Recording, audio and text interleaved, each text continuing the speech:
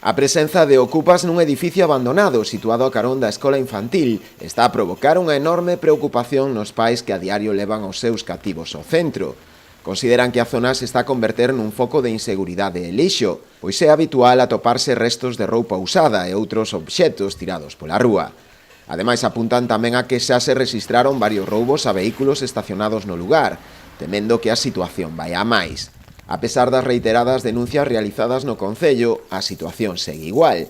O alcalde Luís Pérez Barral é consciente da preocupación que o problema está a suscitar, aínda que sinala que o Concello pouco pode facer ao respecto. Segundo ele, o edificio en cuestión pertence ao Sareb, que é quen pode actuar e realizar o desaloxo do inmoble. Con respecto ao desaloxo deses posibles edificios, pois dentro do Concello de Ribeira temos as mans atadas. Nós non podemos desaloxar a esas persoas que están vivindo nesas edificacións, basicamente porque non son propiedade do Concello de Ribeira, son propiedade da Sareb, e nese caso ese banco malo, non, denominado popularmente, quen ten que facer a tarefa de desocupación mediante a vía xudicial. Respecto aos problemas de inseguridade na zona, avanzou que lle ten solicitado xa a subdelegación do Goberno unha maior vixilancia na zona, que se verá tamén reforzada coas patrullas da Policía Local. Ribeira é un sitio seguro, nós témolo claro, pero aínda así queremos avanzar en máis seguridade. Dentro do Concello que podemos dicir é que estamos traballando para